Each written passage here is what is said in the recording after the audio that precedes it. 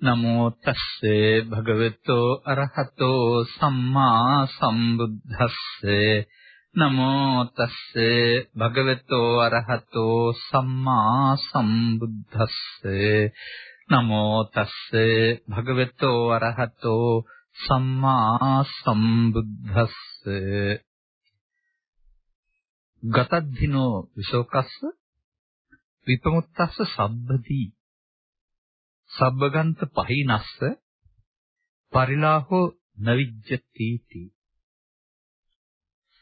ධර්මානුශාසනාවෙහි සදහැබර අනුග්‍රහක දායකත්වයේ දරන්නා වූ භෞතුන් ප්‍රමුඛ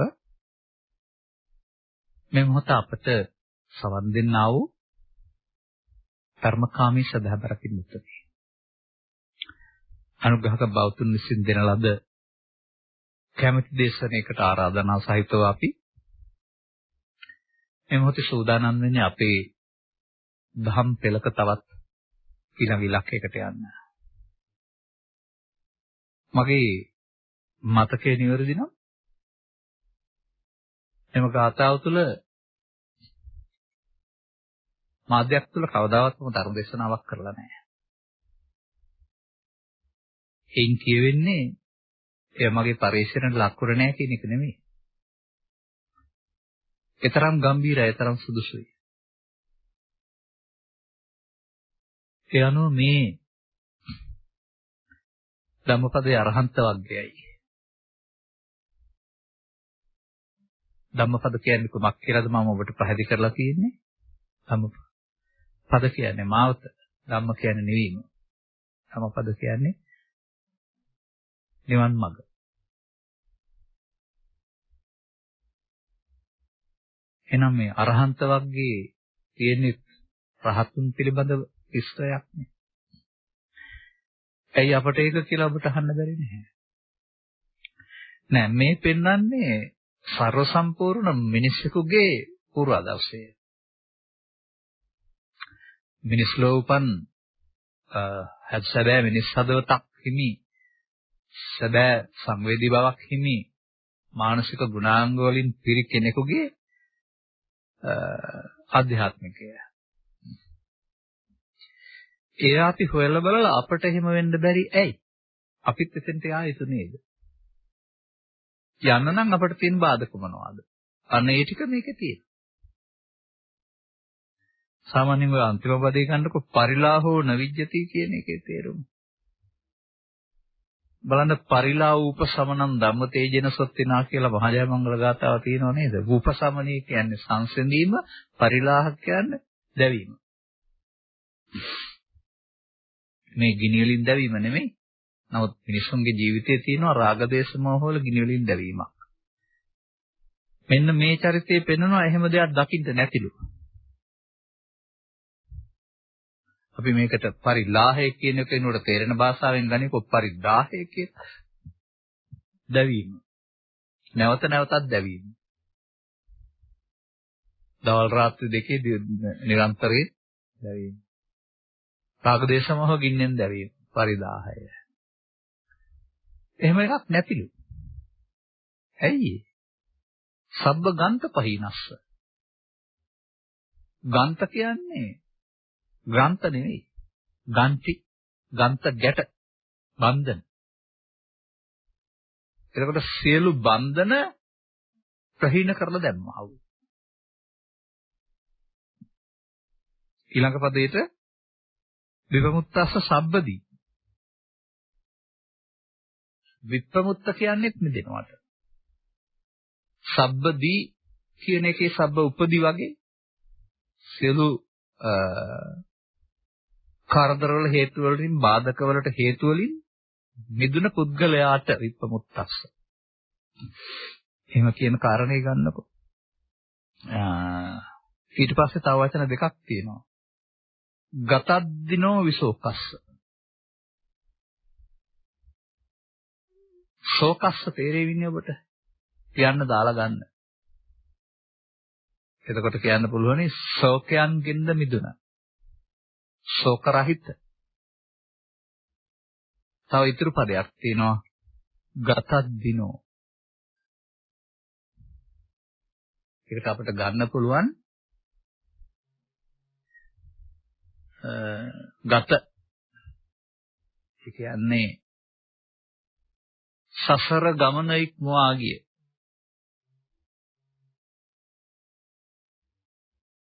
සසර ගමන ඉක්මවා ගිය. සසර බන්ධන ඉක්මවා ගියවත් කමන්නේ. ශෝක රහිත සියලු බන්ධනයන්ගෙන් මිදුණා වූ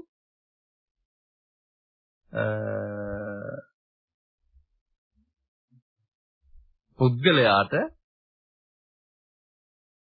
දැවිල්ලක් නැහැ. දැන් එහෙනම් දැවිල්ලක් සිදෙන්නේ කාටද? අන්න එතන ඊට පස්සේ දැවිල්ලට හේතු හොයලා බලලා අයින් කරගන්න එක තමයි බුදුරෙක් ලෝක පහළ වෙලා දහමක් දේශනා කළාම ශ්‍රාවකෙක් බවට පත් වුණාම අර කෑම්බීම් ඇඳුම් පැළඳුම් සහ සාමාන්‍ය වුණාවන් ඉටු ගැනීමට අමතරව කරගන්න තියෙන දේ. සාමාන්‍ය වුමනාවන් හෝ සාමාන්‍ය යුතුයකම් හෝ යම් ආකාරයකට ඒ පුද්ගලයාට යම් ආකාරයේ වෙනස් වෙන ආකාරයෙන් පැවරෙනවා. ඒවා පැහැර හැරීමක් හෝ මගහැර යාමක් හෝ තුලින් ආත්මාර්ථකාමී වීමක් මිනිසත්කම රජ කරන සමාජයකට ගැලපෙන්නේ නැහැ. මේ අති මානසිකත්වයට නෙවෙයිපත් වෙන්නේ. දැන් ආත්මාර්ථකාමී වෙලා මානසිකත්වයටපත් වෙන්න පුළුවන් කියලා මානම් විශ්වාස කරන්නේ එහෙම නැහැ. ඒක මානසික ගුණාංගවලම පිරිපුන් බවක්. ඉතින් ඔය අම්මට තාත්තට සලකන එක, දූ දරුවන් බලා ගන්න එක, අසරණයන්ට පිහිට වෙන එක, දුකටපත් අය ගැන සංවේදී වෙන එක මේවා ආත්මාර්ථකාමී වැඩද? මානසික ගුණාංග. ඒ මානසික ගුණාංග වලින් පිරිපුන් පුද්ගලයෙකුට මානව හිතවාදී බවක් තියෙනවා, නැත්නම් සතුටක් තියෙනවා. අන් අයගේ යහපත වෙනුවෙන් කාලය ධනෙ ශ්‍රමය කැප කරලා අහු එකෙන් දුක් විඳින්නේ නැහැ. ඔහුට එකෙන් පව් පිරෙන්නේ නැහැ.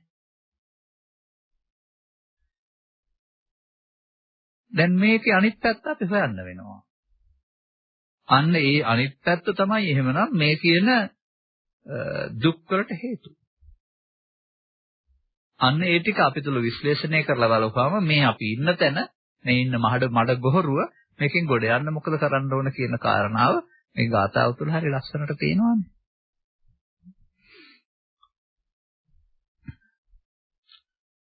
සංසාරේ නැමැති කාන්තාරයේ ගමන් කරන්න හේතු වෙන හේතු එකතු කළා වූ. ඒවා නිසාම නිරන්තරයෙන් දුක් ශෝකයන්ගෙන් වේදනාවන්ගෙන් පෙළෙන්න සිද්ධ වුණා වූ. ඒ වගේම උපරිසංඛ්‍යාත සසර බන්ධනයන් වලින් මිදුනේ නැතුවා වූ. සියලු බන්ධන සංයෝජන පහ නොකලා වූ පුද්ගලයාට අගපදයට හින්කම් කියන්න බෑ. ඒ බැවින්ම අර සියල්ලෙන් යුක්ත බැවින්ම පරිලාහයන්ගෙන් යුක්තයි. දැන් අපි මේක තවත් ටිකක් එහාට බෙදනවා. මේ රතාගතයන් වහන්සේ පහළ වෙන්න පෙර ජීවත් වුණ සබස්ත සමාජයට උන්වහන්සේ තනි නමක් දීලා තියෙනවා. පව තුල හරි පින තුල හරි ධානය තුල හරි ගමන් කළාට ඒකට කියනවා පෘථග්ජන කියලා. එක වචනයක් කියනවා, එකක් කියනවා අනුසෝතගාමී කියලා. ඒ අනුසෝතගාමී චරිතයක් දොබ ලෝකේ රඟපාන්නේ නැත්නම් ගත කරන්නේ. එහෙනම් ඔබට තියෙන ආහාරයෙන් නැත්නම් ධනෙන් මේ වගේ බාහිර ඔය රූප ශබ්ද ගන්ධ වලින් තියෙන සැප වළක්වන්න බෑ, කැමති නම් තියෙවි. නමුත් ඔබ මේ අනුසෝතගාමීෙක් වශයෙන් මේ සසර පරිලාහයෙන් ගන්ත පහිනන්තෙන් යුක්ත නැහැ. මේ වෙලා නැහැ. ඔබ ඒවෙන් යුක්තයි. එහෙනම් ඔබ ඊට වඩා එහාට සැපතක් හොයන්න එපා මේවා තියාන. මේ ශෝකයට හේතු තියාගෙන, බන්ධනයට හේතු තියාගෙන,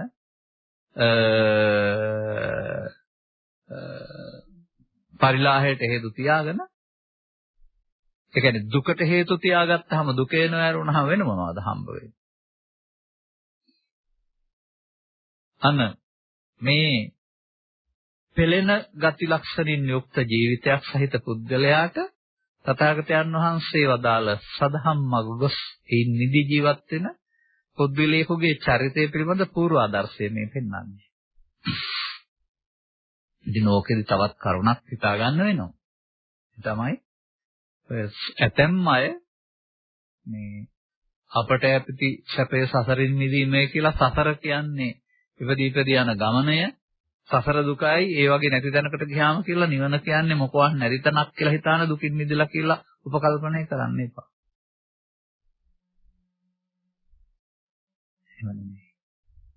දැන් මේ කතා කරන දැවිලි නැත්තේ ජීවිතෙන් එහා පැත්තට ගිය කෙනෙකුට නෙවෙයිනේ. මේ ජීවිතය තුල මේ පෙන්වන්නේ. එහෙමනම් මේ ජීවිතය සකස් වෙන්න ඕන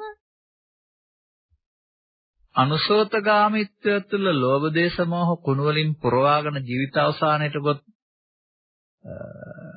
ගොස් මහමග යන විට හමු වෙන හැම කසල මේ පිටත්ම ස්වකීය ඔලගුවට දාමින් යන පුද්ගලයෙකුට එන්න තමන්ගේ කසල ඔලගුවේ දුර්ගන්ධය සහ බර වැඩි වෙලා ගෙනියන්න බැරි තරමට පිරෙනවා වගේ ජීවිතේ දරා ගන්න බැරි තරම් දුක්ඛන්දරාවක් විඳින්න සිදු වෙන තැනට ඔබ ගමන් කරනවා මේ අනුසෝතගාමීත්වය වල නැත්තම් පෘථග්ජන භාවය තුල.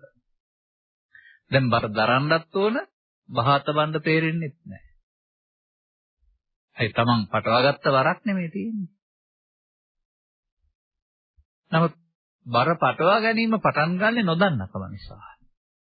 ජීවිතේ මුලදී හෝ මැදදී හෝ අගට යන්න පෙර මේ බර පටවා ගන්න හැටි තේරුම් ගත්තොත් මේ තමන්ගේ පොළොගුවට එකතු කරන ලද කසලවල දුර්ගන්ධයයි මේ එන්නේ කියලා තේරුම් ගන්න පුළුවන් නම් ඒ කසල භාජනයේ බහා තබන්න කෙනෙක් උත්සාහවන්ත වෙනවා. මෙන්න මේ නිසා හොඳින් තේරුම් ගන්න ජීවිතේ දුකයි කියන පදේ පාවිච්චි කරන්න පුරුදු වෙන්නේ නැතුව ජීවත් වෙන්න ගිහින්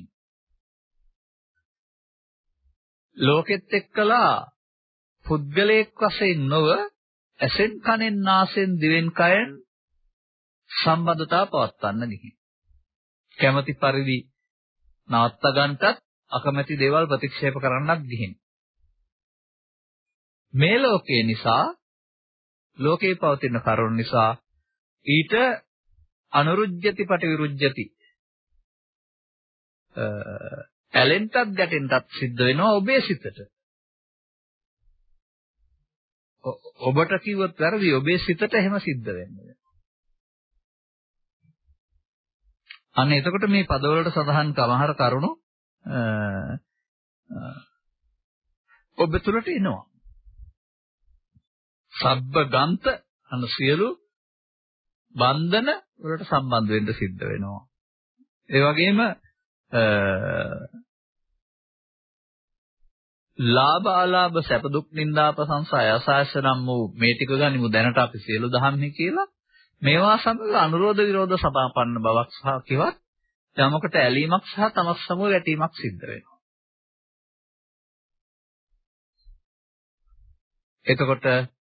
එතකොට ඔබට තේරෙනවා ලාභය අහිමීම ශෝකයක්, අලාභය ලැබීම ශෝකයක්. නිന്ദාව ලැබීම ශෝකයක්, ප්‍රශංසාව අහිමීම ශෝකයක්. යසස අහිවීම ශෝකයක්, ආයස ලැබීම ශෝකයක්. සැප අහිමීම දුකක්, දුක ලැබීමම දුකක්. ඒයි. එකක් එනවට අකමැති, එකක් යනවට අකමැති. නමුත් මේවා මේ එන යන එක නවත්තන්න බෑ. මම සමහර වෙලාවට කියන්නේ මේ ගම් වතුර ගලාන එනකොට පාලමක් උඩටලා බලන් ඉන්නවා. ගම් වතුරේ වටිනා භාජනයක් නැත්නම් වටිනා දෙයක් පහළ යනවා. ඔබට ඒකට ආස ඇති වෙලා ඔබ මේ ගම් වතුරට පැන්නොත් පැන්නේ මේක ගන්න. නමුත් ඔබටත් ගම් වතුරට අහු වෙන්න වෙනව නේද? අන්න වගේ මේ නිරන්තරයෙන් කරකින රෝධයක් වෙන ඇති වෙන නැති වෙන ධර්මතාවයක් කරන ලෝක ධර්මයන්ගෙන් යමක් සමග ඔබට ඇලෙන්න ගියොත් ගැටෙන්න ගියොත් ඒවා නිසා ගසාගෙන යන නැත්නම් ඇති නැති වෙන මේ ඉරණම ඔබට හිමි වෙනවා. එතන පහළට ගසාගෙන යාම නෙමෙයි මේක දුක සැප දෙක නිති පෙරලේරිය සැකලෙක් ලෝකහරේනේ.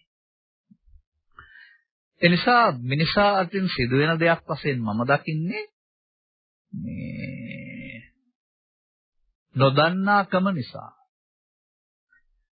සුදුසු නැති දෙයක් කරන්න ගිහින් වෙනස් නොවනවයි කියා වෙනස් වෙන දෙයක් කෙරෙහි වෙනස් නොවන ආකාරයෙන් බැඳෙන්න ගිහින්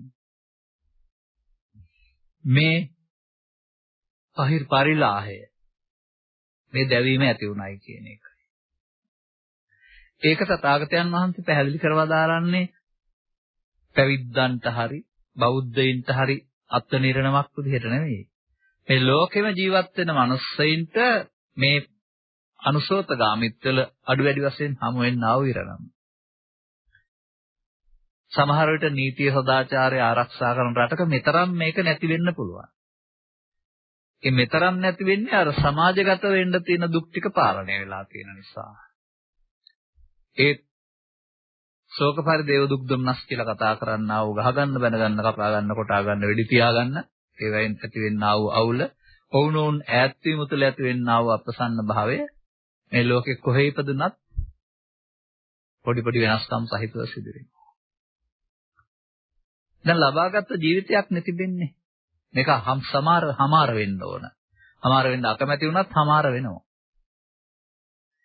ඒ හමාර වෙන්න පෙර ලබාගත් ජීවිතය පිළිබඳ මිට වඩා ගැඹුරින් විමසා බලා මේ ඇතිවෙන්නා වූ පරිලාහයන් ටික පරම සත්‍යක් නොවන බව සහ මේවයින් ඉවත්ව ජීවත් වෙන්න පුළුවන් බව.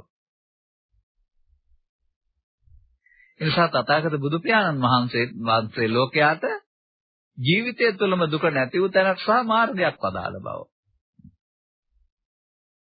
ඔබ උන්වහන්සේගේ ශ්‍රාවකෙක් බවට පත්වන්නේ නම් අනුගාමිකෙක් බවට පත් වේ නම් උන්වහන්සේ හිමි කරගත් මේ සංසුන් සැනසීමේ ස්වභාවය ඔබටත් හිමි කර දෙන්නට කැපවී සිටින බව. මම වහන්නේ ඔබට අපෙමි කියපු තැන තියෙනවා. විශ්වාස කරන්න. එනිසා එහෙම නොවුනොත් මේ ගමන් ගතක් දිනෝ නැති සසර ගමනින් යුක්ත වුණා වූ පුද්ගලයාට කයෙන් නොගියට ගමනක් තියෙනවා. ගමනේ පැති කීපයක් තියෙනවා. පැතිවලට යන්න පුළුවනි. පැතිවලදී මේ පිළිබඳව කතා කරන කෙනෙක් නැහැ. පැතිවලදී ගියාම ඒ තැන්වල සිට ඒ ලැබුණ දෙයින් විපාක විඳ යලි එන්න සිදු වෙනව ඇරුණාම ඒ මිදෙන තැනක් පිළිබඳ කතා කරන භූමියක් තියෙනවායි කියලා මේ ත්‍රිපිටකේ පරිහරණය කළ අපට තේරෙන්නේ නැහැ. හැතැම්හු කීවාට මේ සෝවාන් වෙලා සකෘදාගාමි අනාගාමි අරිහත් වෙන්න දෙවියන් අතර පුළුවන් කියලා. හැතැම්හු කීවාට තවත් තැනක පුළුවන් කියලා. නෑ. ලෞකික ඥානලාභීන්ට එතනින් එහාට දිනුවක් නෑ ආපහු වෙන්න වෙනවා.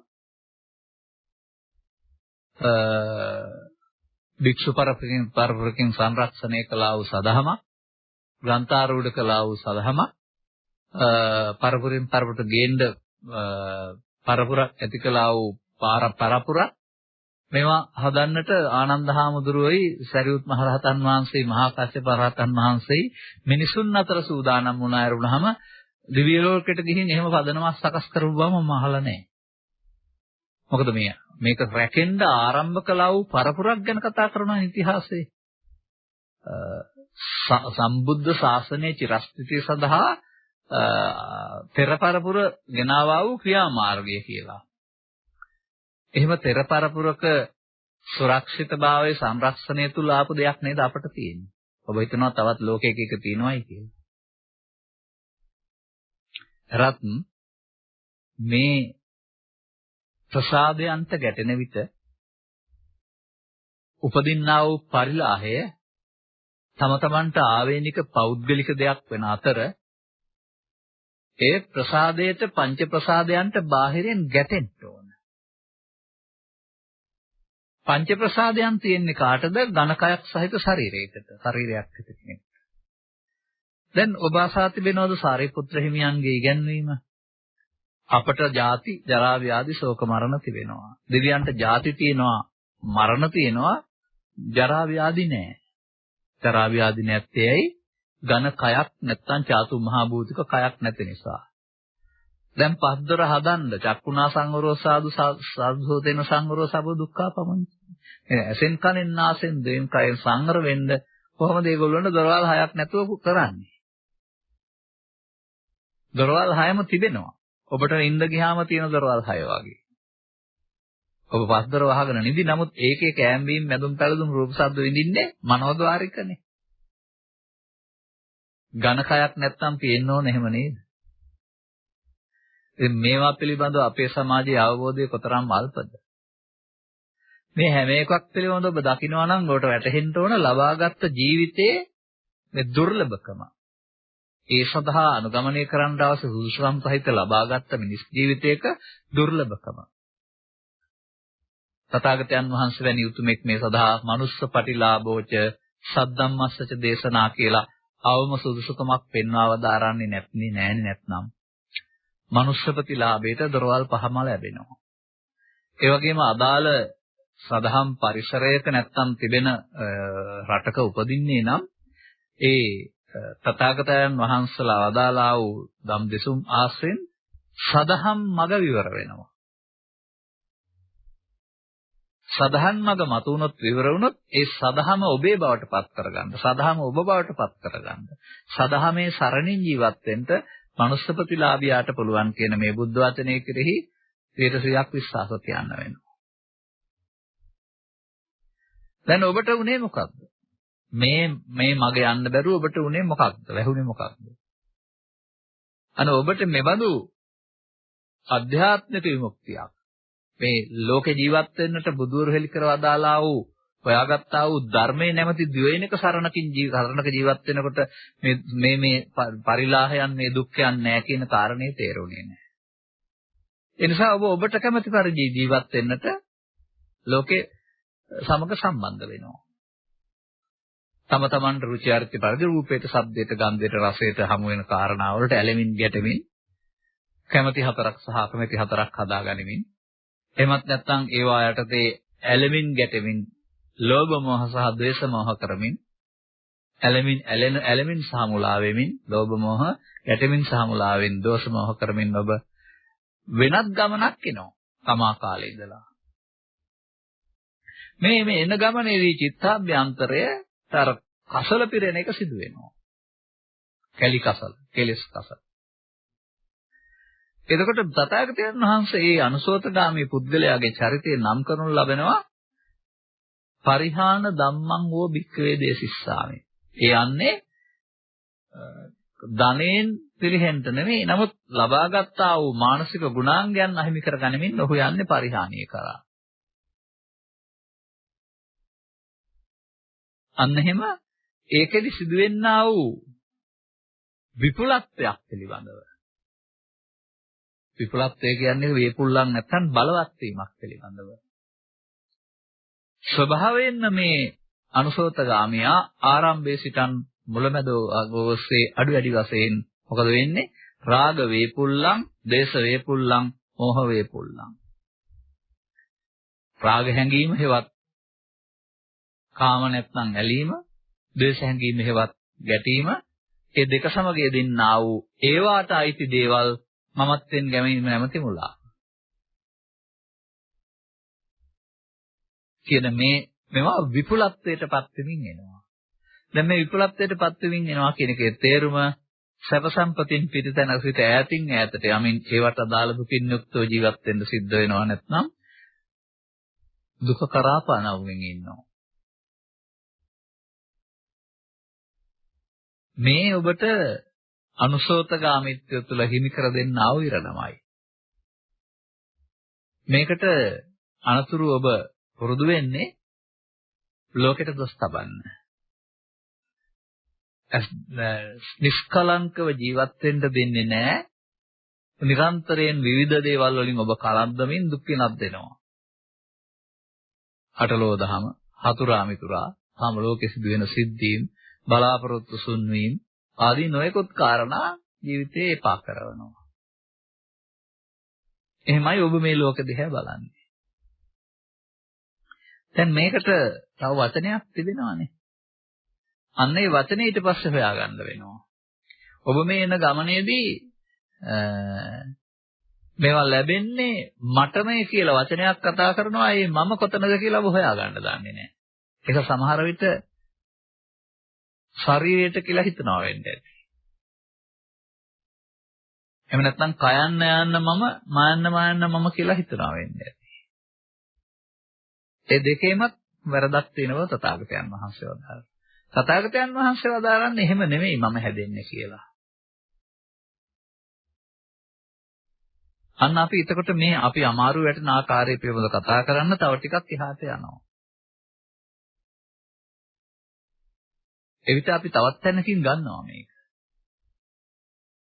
අවුරුදු 60ක් 70ක් තිබෙන බැවින් කයේ පුද්ගලයෙක් ඉන්නවා කියලා හිතුවට කමක් නැහැ. හරි නෑ, සාධාරණ නෑ. නමුත් ඒකේ කිසි ඉන්නවා පෙනෙන නිසා. නමුත් තථාගතයන් වහන්සේ මේ මම නැමැති පුද්ගලයා විවරණය කරනු ලබන්නේ මේ කියන කය තුලින් නෙවෙයි. මේ කය තුල පරිහරණය කරන්නා වූ සිතක් ඔබට තිබෙනවා. මෙය මෞකසෙන් බිහි වූ තැන් පටන් මරණතුරු තිබෙන දෙයක් වශයෙන් ලෝකයා දුටුවාට. කායශරීර එකතු කරගෙන සත්‍යයක් වශයෙන් ලෝකයා දුටුවාට තථාගතයන් වහන්සේ කායශරීර දෙකට බෙදා කයතරම් විග්‍රහ කරන්නේ නැතුව සිත තුළ මේ අවුල විග්‍රහ කරනවා. විග්‍රහ කරනදී ඔබ දකින්නවද ඔබට සිත් උපදින්න තැන් හයක් මේ ලෝකෙ පිට එනකොට දීලා තියෙනවායි කියලා. ඇහෙන් සිත උපදින්න, කනෙන් සිත උපදින්න, නාසයෙන් සිත උපදින්න, දිවෙන් සිත උපදින්න, කයෙන් සිත උපදින්න. ඔය ඔබ කියන පස්කම්සුව විදිනවා කියන කටයුත්තේදී බාහිර දේවල් උදව් වලින් ඊට අදාළ සිතක් තමයි ඔබේ ඇහි, කනේ, නාසයේ උපදින්නේ. එතකොට ඒකෙදි වැඩි ගැඹුරුද හැම දැනුමක් ඕන නැහැ. ඇසෙන් කනට, කනෙන් නාසයට, නාසයෙන් දිවට, දිවෙන් කයට සිත මාරු වෙන නිසා තමයි අපට අර එකක් අමතක වෙලා තව එකක් එන්නේ. එපමණකින් මේ සිත වෙනස් වෙනවා කියනකට වඩා තථාගතයන් වහන්සේ වදාරන්නේ ඊටත් වඩා සියුම්ව. වඳුරෙක් අත්තකින් අත්තකට මාරු වෙනකොට එක අත්තක හිටියාම ඒකේ තියෙන ඊළඟ එකට පැන්නාම මුල් එක නෑ වගේ. ඔබත් හැම මොහොතේම ඉන්නේ ඒ මොහොතට එන සිත උඩ. ඔබ ජීවත් වෙන්නේ ඒ මොහොතට එන සිතේ. දැන් මේ සිතේ ඉන්න මම කවුද හොයාගන්න ඕන? ඊයේ හිටපු කෙනක් නැහැ, හෙට හිටපු කෙනක් නැහැ. දැන් එතකොට කවුද ඉන්නේ? මේ එන දේ මොකක්ද? චක්කු විඥානය, සෝත විඥානය, කාන විඥානය, දිවහා විඥානය, කාය විඥානය, මනෝ විඥානය, සය විඥානයකින් එකක්. ආවහම මේකේ තිබෙන්නේ මොකක්ද? රූප තණ්හා, ශබ්ද තණ්හා, ගන්ධ තණ්හා, රස තණ්හා, පොට්ටබ්බ තණ්හා, ධම්ම තණ්හා. එහෙමත් නැත්නම් ඒවට අදාළ ලෝභය, ද්වේෂය, මෝහය, ඊර්ෂ්‍යාව, ක්‍රෝධය, වෛරය, භව, හින ඒ මොහොතට ආපු දෙයක් මේකේ තිබෙන්නේ. හැම වෙලාවෙම ඔබ බයෙන් ඉන්නේ නැහැ. හැම වෙලාවෙම ඔබ දුකින් ඉන්නේ නැහැ. හැම වෙලාවෙම ඔබ සතුටින් ඉන්නේ නැහැ. බයනොත් ඉන්නවා, සතුටෙනොත් ඉන්නවා, වෛරෙනොත් ඉන්නවා, දුකෙනොත් ඉන්නවා, කම්පාවෙනොත් ඉන්නවා, ප්‍රීතියෙනොත් ඉන්නවා. ඒ මොහොතට එක එක જાති තියෙනවා ඔබට. ඒවා විඳින්නේ ඔබේ කයද? එහෙම ඔබ හිතනවා මමයි විඳින්නේ කියලා. තථාගතයන් වහන්සේ වදාරනවා එක එකට වෙනස් අරමුණු ගන්න පුළුවන් දොරවල් හයක් තිබෙනවා ඔබට. ඒ දොරවල් හයට සිත පිහිටපුවාම බාහිර දේවල් වලට වදීපු අගයට අනුව සිත අරමුණු රසයෙන් විඳිනවායි කියලා. ඔබ විඳින්නෙත් නෑ, සිත විඳිනවා. නමුත් ඔබ මේ විඳින්න ගියාපම මේකත් තම ගැති කර ගන්නා වූ ඇලීම ගැටීම තුළ ඒ ඇලීමෙන් ගැටීමෙන් මොකද වෙන්නේ? එය අන්න බුදුන් වහන්සේ වදාරන අර කයන්න යන්න මම වෙනුවට මාන්න මම වෙනුවට එය මම වෙනවා. හැමින් එන්න බලන්න. එතකොට එහෙමනම් දවසකට ඔබට මේ මමවල් කීයක් උපදිනවද?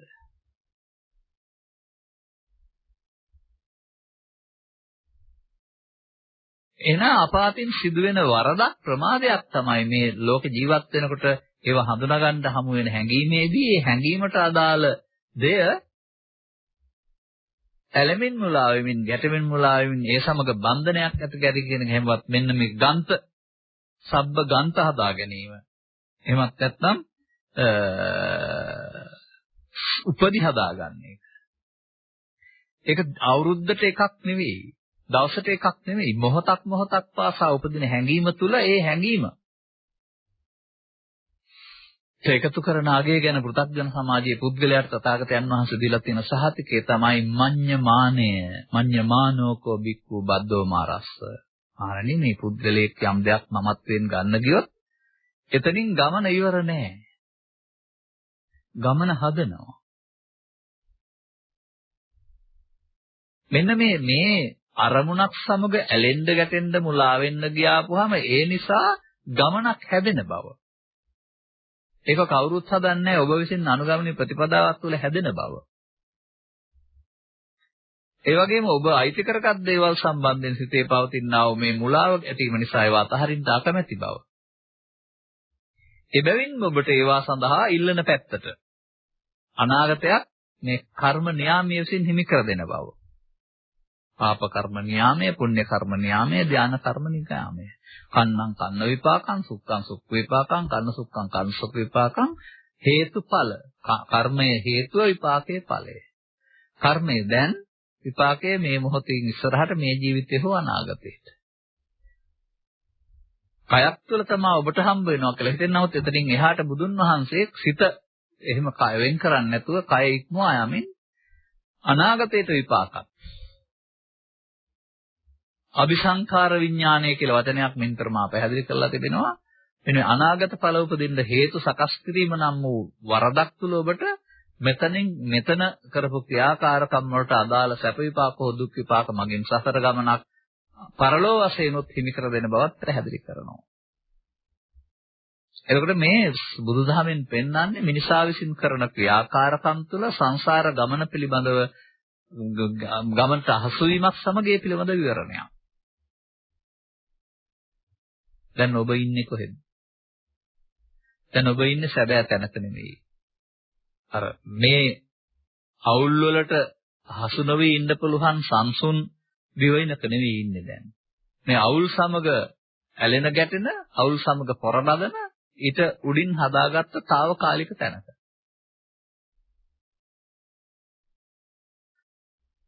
මේ తాවකාලික තැනට කියන්නේ සටන් භූමිය කියලා. මේ తాවකාලික තැනට කියන්නේ ඒ මොහොතට ඔබේ ඇති තත්ත්වයේ ඉක්මවා යමින් ලෝභ දේශ මොහ සංකලනය කරගෙන හදා ගන්නා වූ පංච උපාදානස්කන්ධය කියලා. දැන් එන්නේ නැත්තේ මෙහෙට සැප විඳින්න. නමුත් දන්නේ නැතිකමින් පාර වරද්දා ගැනීම. දැන් ඔය ගමනක් යන්න ආපුවම පාරේ ගියොත් වරදින්නේ නැහැ. වෙන පාරක පාරවල් තියෙන නිසා වෙන පාරක ගියොත් පාර වැරදින්නේ පීඩාවටපත් වෙන්න වෙනවානේ. ස්කන්ධ පහකින් ලෝකය හඳුනාගෙන ඇලෙන්නේ ගැටෙන්නේ නැතුව ඊට වඩා හොඳ සුවකින් ජීවත් වෙන්නට ලබා දුන්න ජීවිතය ඒ සුවය වෙනුවට වැඩියෙන් සැප හොයන්න ගින් ස්කන්ධ පහ පංච උපාදානස්කන්ධයක් බවට පත් කරගෙන වරද්දාගෙන දැන් ඔබ ජීවිතේ පංච උපාදානස්කන්ධය තුල දෙන්නා වූ පරිලාහය විඳවනවා. එතකොට ඔබ පාවිච්චි කරන්නේ මේ කියන පංච උපාදානස්කන්ධයක් නම් ස්ත්‍රීද පුරුෂද ගිහිද පැවිදිද ආගමිකද අන්‍යාගමිකද දේශිද ජාදේශීද ජාත්‍යන්තර කියලා වෙනසක් එහෙම ඒකට නැහැ. අන්‍ය අය වෙන තරමට තේරුම් ගන්න විදිහක් නැහැ. ගහෙන් ගෙඩියෙන් නැසේ කරදර එනවා කොහොම එනවද දන්නේ නැහැ. විසඳා ගැනීමට වෙඩි තියා ගැනීම කපා කොටා ගැනීම පලි ගැනීම වනේ අමානුෂික මාර්ග පාවිච්චි කරනවා. කවලෙන් ලිපට වැටෙන්න.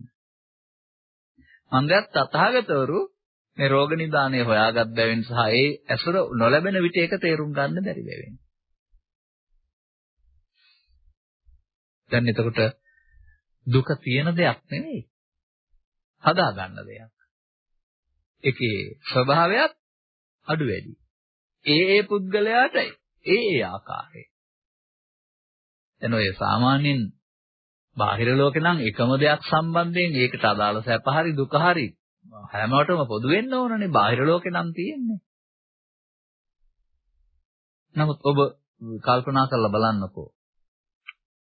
ඔබේ නිවසේ ඉන්න ගමන් ගීතයකින් හෝ චිත්‍රපටයකින් හෝ තවත් ඒ වගේ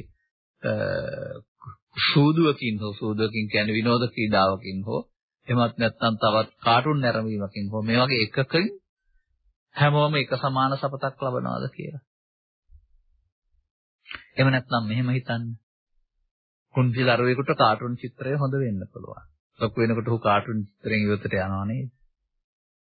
මේ හොබිය නැත්නම් විනෝදාංශය කියන එක කලින් කාලට වෙනස් වෙනවා නේද?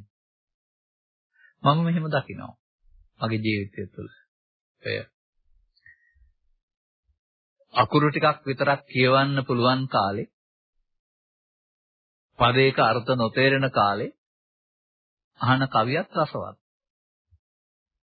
මාවැනි බිලින්දා වරවර ළඟට කැන්දා දුක් සැප කුමන්දා අසන නිරදෝ වෙන කොයින්දා කවුරු හරි කියලා දුන්නා තේරුම නැත්තම් මොකද්ද දන්නේ නැහැ.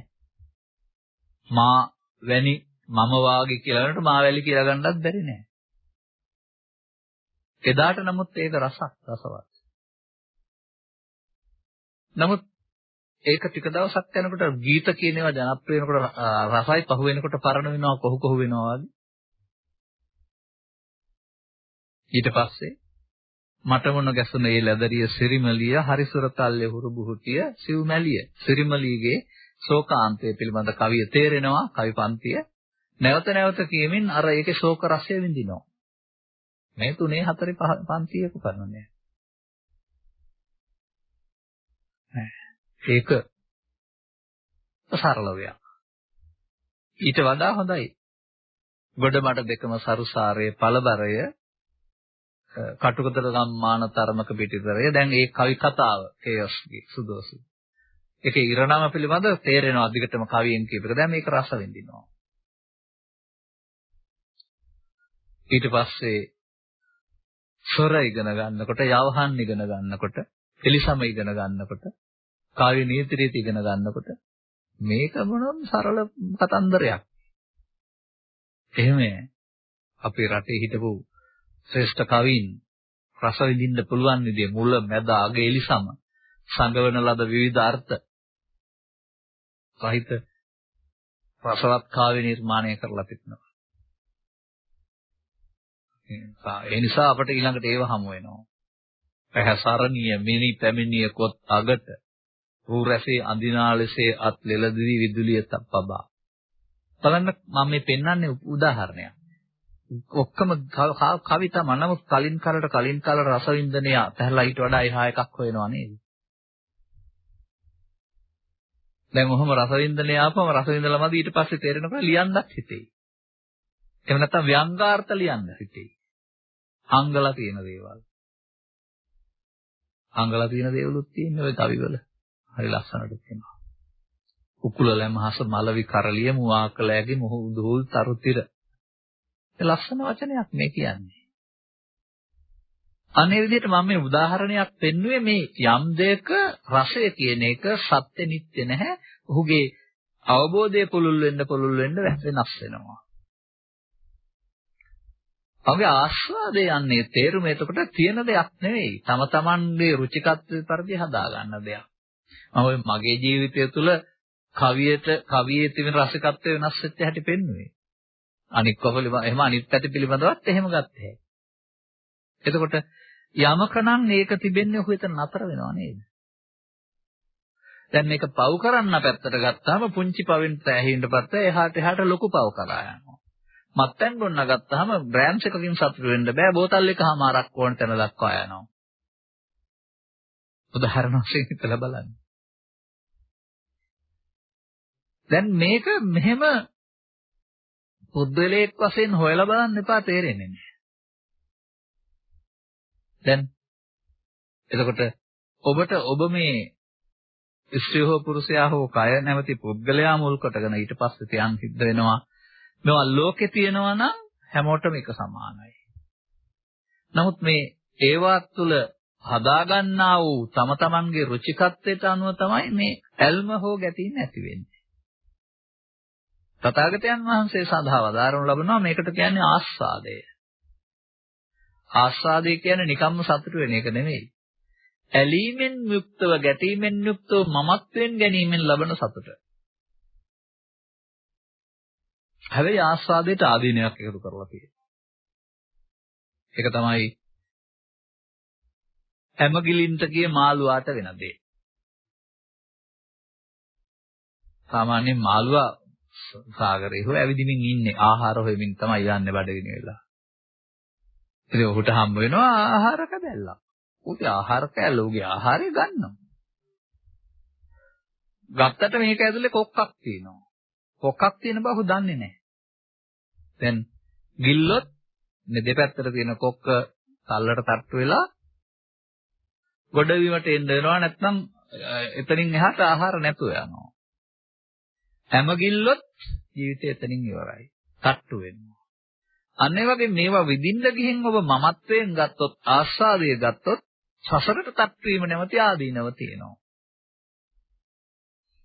එහෙනම් සත්වයෝ අපාය යන්නේ දිවි ලෝක යන්නේ බ්‍රහ්ම ලෝක යන්නේ ආස්වාදේ ආදීනව. මතක තියාගන්න. අපාය විතරක් ආදීනව නෙමෙයි. ඒ දේවල් මමත්වෙන් ගැනීම තුළ තමයි මේ භව ගමන සකස් වෙන්නේ. දැන් භව ගමන යන්න ගියාම ඒ යුගවලදී ඒ රටවල්වලදී ඒ මොන දෙන්න තිබෙන්නා වූ විවිධ व्यसन තියෙනවා. ජල බිය, ගිනි බිය, උද බිය, සියදිවි විනාශා ගැනීම, නැසීම, ඝාතනය, රෝධිය. ඒවට සමාජයේ කොතරම් බයද? පසුගිය කාලවකවානු තුල වළංගු නොවන නිලවන බෙහෙත් පිටිපස්සේ සහ රහසිගත බෙහෙත් දීලා ලෙඩ හදාගත්ත එහෙම කියලා කියන්නේ ජීවිතේට බයින්න ජීවත් ලෙඩ හැදිලාට මැරෙනවාට. මෙන්න මේ විදිහට මේක ප්‍රහෙලිකාවක්. බමුණන්ට, දෙවියන්ට, රජුන්ට, පාලකයින්ට විසඳිය නොහැකි ප්‍රහෙලිකාවක්.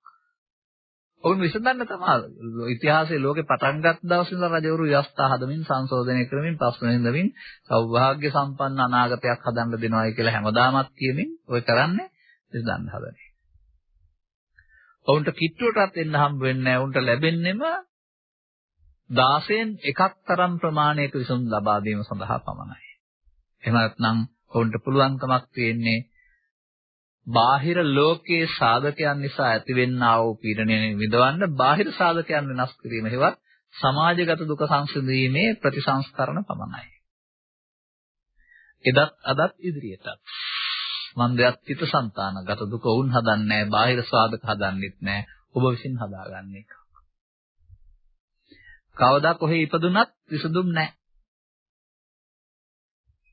ඇලීම් ගැටීම් ස්වභාවයක් තුරුල් කරගෙන හිමි කරගත් සියල්ල නීතියෙන් හිමි වෙලා තිබුණාට අතහැරලා යන්න සිදුවෙන, අකමැත්තෙන් අතහැරෙන්න යන්න සිදුවෙන ඉරණමකටපත් වෙනවා. ඔන්න දැන් බුදුවරු කියන්නේ කවුද? මේ ගැටේ ලෙහපු අය. මේ මිනිසා විසින් හදාගන්න ගැටේ ස්වභාවය තේරුම් අරගෙන සොකීය පරිශන මගින් ගැටේ ලෙහාගෙන ගැටේ ගැහෙන හැටි සහ ගැටේ ලෙහෙන හැටි කියනද කියලා දෙන අය. ගැටේ ගැහෙන හැටි කියන එකට උන්වහන්සේගේ ඉගැන්වීමේ අනුසෝතගාමී කියලා කියනවා. ගැටේ ලෙහෙන හැටි කියලා දෙනවට පටිසෝතගාමී කියලා කියනවා.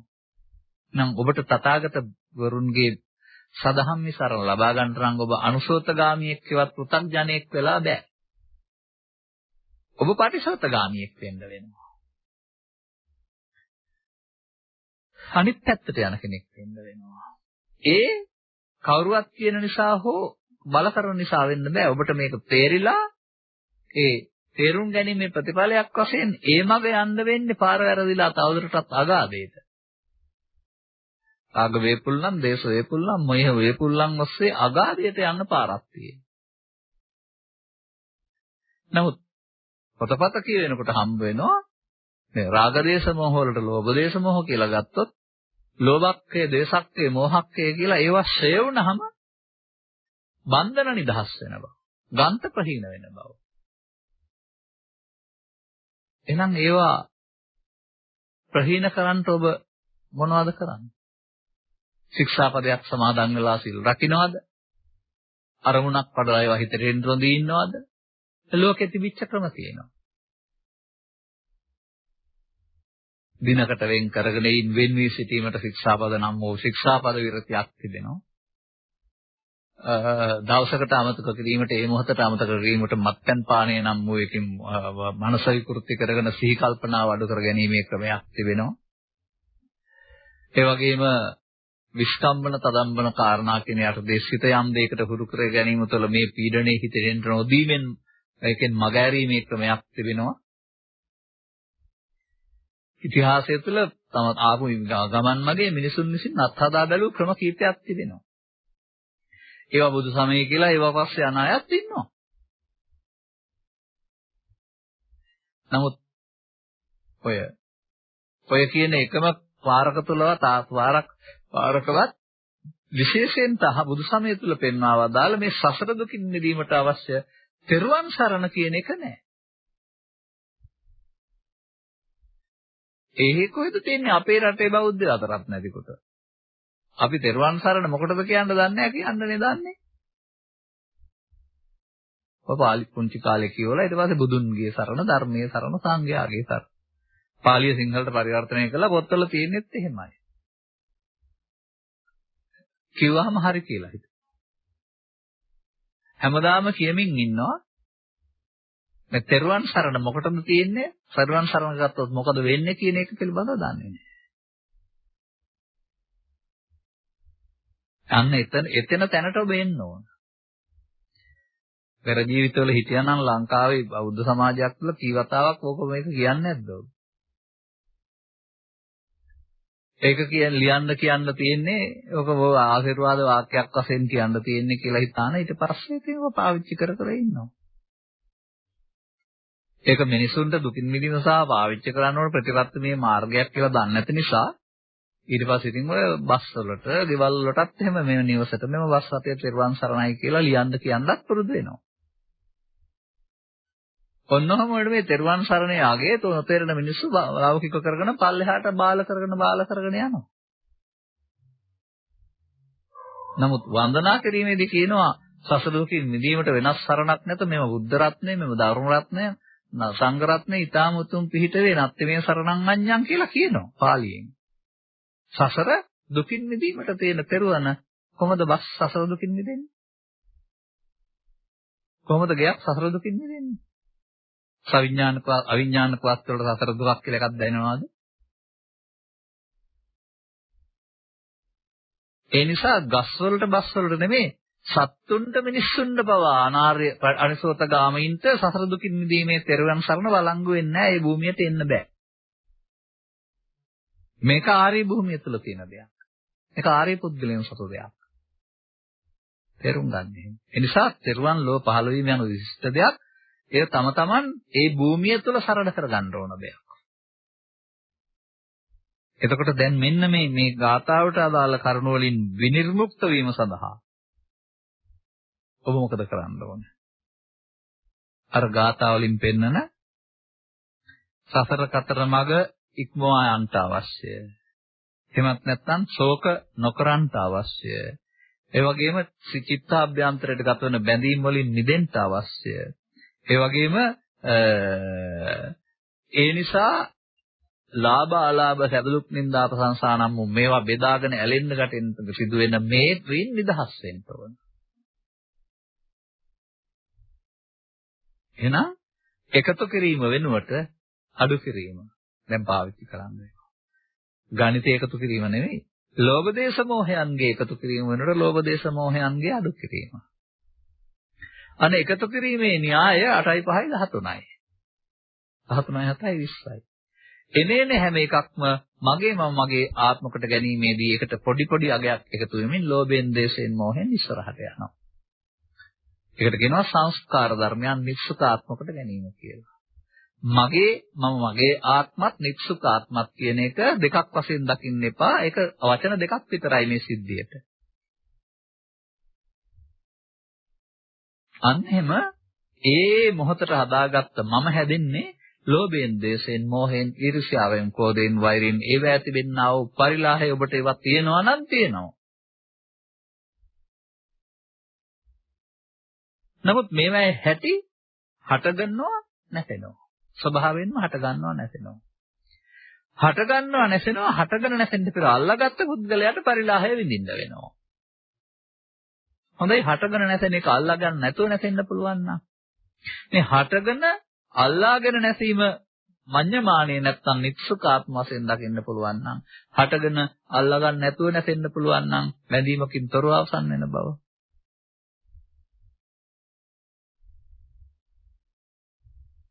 එතකොට එහෙමනම් මෙන්න මේ සිත තුළ සිදුවෙනා වූ ක්‍රියාකාරීත්වය තථාගතයන් වහන්සේ විහරණ දෙකක් තුළ පැහැදිලි කරනවා. සාමාන්‍ය සමාජයේ මේ අරමුණේ ඇලී ගැටි අවසන් කරන එකට පමාද විහරණය කියලා කියනවා. එයම පසුව නැවත චිත්තයට එන්නට පුළුවන් ආකාරයෙන් චිත්තාභ්‍යන්තරයේ හේතු වශයෙන් ඉතුරු කරන භවගාමී ගමන් මඟ දුක්ඛගාමිනී ප්‍රතිපදා බවට පත් වෙනවා. දැන් ඒකට තථාගතයන් වහන්සේ තව පදයක පෙන්වලා තියෙනවා ස උපාදානස්ස උපාදාන සහිත වීමෙන් තමයි ඔබට මේ පරිලාහය හටගන්නේ. අනුපාදානස්ස. එතකොට උපාදාන නොවීමේ ජීවිතය ගත කරන්න පුළුවන් නම් හුරු කරගන්න පුළුවන් නම් එතකොට ගන්ත නැත්තම් ගන්ටි නැත්තම් බන්ධන ලෙහෙන පාර. අන්න මේ ජීවිතය ඇති කරගත්තා වූ බන්ධන සංඛ්‍යාව අඩු කරගන්නමින් අනිත් පැත්තට යනවට තමයි පටිසෝතගාමී කියන්නේ. අන්න ඔබට මේ පූර්වාදර්ශයටපත් වෙන්න ඔබ විසින් එක්රැස් කරන තිබෙනා වූ ඔබේ මේ ඔබ පිටිපස්සෙන් ඇවිදින් අතීතයෙන් වද දෙන මේ ටික මොනවද කරන්න ඕන? අදාළ අවස්ථාවේදීවත් සබාපි දුක්ඛේහි සබාපි දෝමනස්සේහි. ඔබට අදාළ දුක් දුම්නස් ඉපදුන අවස්ථාවේදී ඒ දුකට ඒ දුම්නසට වහල් වී ඒ මත තීරණය ගන්න නැතුව හැම විටම ඔබ තීරණයක් ගන්නේ දුක දුම්නස ශෝකයේ තරහව පදනම් කොටගෙන තීරණයක් ගන්න. ඔබට මේ පිළිබඳ දේශනයක් දාළඟදීන් අහන්න හම් වෙනවා මම දන්න තරමට. මගේ ලේඛනයේ ධර්ම දේශනා වල ලේඛනය අනුව නිසා එතකොට පැහැදිලි කරගන්න පුළුවන් වෙයි. මෙන්න මේ චන්දාදෝසා බයමෝහ කියනා වූ මේ හැඟීමට වහල් වී ගන්න තීරණයම වැරදි තීරණයක්. අනාගත නරක ප්‍රතිඵල ලබන්නා වූ තීරණයක්. එනිසා තථාගතයන් වහන්සේ ඔබේ හිතට මෙබඳු හැඟීමක් එන්නේ අතීත හේතුක ඵලයක් වශයෙන් මේ අතීතයේ වර්තමානයේ බවට පත් කරගෙන අගතිගාමීව තීරණ ගන්න එපා කියලා කියනවා.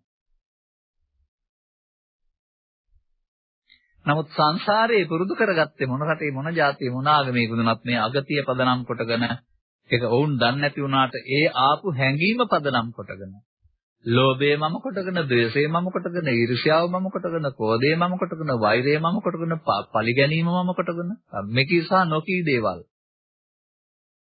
පව මම කොටගෙන, පින මම කොටගෙන, ධානය මම කොටගෙන. ඒවැ හානිය අපාය පැත්තට නෑ. නමුත් ඒවැත් බන්ධන ස්වභාවයක් තියෙනවා. තීරණය ගැනීම. දැන් මම කොට අරගෙන තීරණ ගැනීමෙන් නිදෙන්න මම කොට නොගන්න ඕන මේ අතීතේ. තමන් විසින් හදාගත්තා වූ පුරුදු පුහුණු කළා වූ මලාතීතයක් ඔබ ළඟට ඇවිදින් ඔබේ වර්තමානයේ වසා දමමින් ඔබේ තීරක බලවේගයේ බවට පත් වෙලා ඔබව පාලනය කරන්න වෙනවා. ලෝභය, දේශය, මොහය ඔබ ඔය තීරණ ගන්නා බවට සහ ඔබව පාලනය කරන්නා වෙනවා. ඔබ වෙනුවට ඔබ මායාව විසින් මෙහෙවන රූකඩයක් බවට පත් වෙනවා. දන්නේ නැහැ උන හැටි. ඒ නිසා තථාගතයන් වහන්සේ පැහැදිලි කර වදාරනවා ඔබ අතීතයෙන් මිදෙන්න තීරණ ගන්න. මේ අතීතයේ මල එකක් මේක ආවට අහු වෙන්න එපා මේකට. ඒක අතහැරලා දාන්න. ඒ දුක් ගෙනත් දෙන ප්‍රතිපදාවක් වශයෙන් ඒවායේ තිබෙනා වූ ආදීනව බලන්ට වෙනස් සූත්‍රයක පැහැදිලි කරලා තියෙනවා ක්‍රම කීපයක් ඔස්සේ. අර විමුක්තායතන වල මම පැහැදිලි කළා වගේ තවත් කරුණක් තුළ පැහැදිලි කිරීමට අපි බලාපොරොත්තු වෙනවා. අනේ විදිහට යන පැත්තට යන්නේක වෙනුවට සාමාන්‍ය සමාජයේ විදිහේ බැන්නොත් බැන්න ගැහුවොත් ගන්න පරිගන්නොත් තමයි දෙවොත් යන පැත්තට යන එක වෙනුවට අනිත් පැත්තට යන්න ඕන මේවා මේ වගේ අගය ඉවර වෙන්න. හුලම් පුරවන ලද බැලුණ එක හුලම් දැස්සහම හිස් වෙනවා වගේ ඔබේ මේ අභ්‍යන්තරය ලෝභයෙන්, දේශයෙන්, මෝහයෙන් එම්ටි වෙන්න ඕනේ. හිස් වෙන්න ඕනේ. අන්නේ හිස් කරන ප්‍රතිපදාව යන එක පටිසෝතගාමී කියලා කියනවා. යමකට වැඩෙන්න පුළුවන් නම් මගේ ආත්මකට ගනිමින් පියවරක් පාසා දුක් 100 දක්වා එහෙම ගන්නෙ නැත්නම් ඒකට සේ වෙන්නත් පුළුවන්. ඒවා නිසා වැසී තිබෙන්නා වූ සංසුන් බව ඒවා නැති වෙනකොට විවෘත වෙනවා. එතෙක් සංසුන් බව තිබුණේ නෑ නෙවෙයි. සංසුන් බව තිබුණා මේ නොසංසුන් බවෙන් වැසී ගියා. නොසංසුන් බවට ආයුබෝවන් කියනකොට සංසුන් බවක් ඉතුරු වෙනවා. බොහෝ කල පෙරම් පුරාගෙන ගිහින් අනාගතයේ කාගේ හරි උදව්වෙන් ලබන්න හිතන් හිටපු නිවීම එතන තියෙනවා කියලා තේරුණ දවසට කොහෙද හොයන්න ගියේ කියලා තේරෙයි. මට ඉතින් ඒවට මතක් වෙන උදාහරණ තියෙනවා. ගෙදර නෝනතයි දරුවන්ටයි වනිනවා කියනවනේ තාත්තෙක් උපැස්සි වල නැති කරයි කියලා. හොයනවා හැමතැනම හොයනවා නැහැ. බලපුවාම මේ උපැස්සි වල නළලේ තලඳගෙන හොයන්නේ. තියෙන බව පේන්නේ නැහැනේ. තවත් ඔය ගොවියන් සතු ඇඳුමක් තියෙනවා කුඹරට පාවිච්චි කරන කිනට විතරක් අඳින ඇඳුමක්. ඔය කලිසම වගේත් නෙමෙයි, සිවුර වගේත් නෙමෙයි, සරම කලිසම වගේ නෙමෙයි. පටු පොඩි ඇඳුමක් අමුඩ ලේන්සුව කියලා කියනවා මේකට. ගොවින් ඉස්සර භාවිතා කළේ. ඉතින් දවසක් ඔය එක තාත්තා කෙනෙක් තමන්ගේ අමුඩ ලේන්සුව නැති වෙලයි කියලා හැමතැනම හෙව්වයි කියනවනේ. හැබැයි හොයලා තියෙන්නේ ඉනේ පැලඳගෙන. දන්නේ නැතුව. අන්න ඒ වගේ මේ නිවීමක් හොය තියාගෙන නිවීම වහගෙන නිවන් හොයන જાතියක් නෙමෙයි. තමන් ළඟ නිවීමක් තියාගෙන ඒක ලෝභ දේශ මොහයෙන් වහගෙන දැන් හොයන්න යනවා. අර නීවරණ නම් ඌ ටික අයින් කරගෙන බලන්නකෝ හැමදාම තිබුණ දේ ඔබට හමු වෙන්නේ. තේරෙනවද? මෙන්න මේ කරුණ පැහැදිලි කිරීම සඳහා තවත් ධර්ම දේශනාවකට දෙකකට මේ වෙනත් ආකාරයෙන් පැහැදිලි කරන ආකාරය. නැත්තම් මේ මොහොත මේකට පාවිච්චි නොකරන ආකාරය පැහැදිලි කරන දේශනාවට සවන් දෙන්නට තවත් දේශනාවකට සවන් දෙන්නට ආරාධනා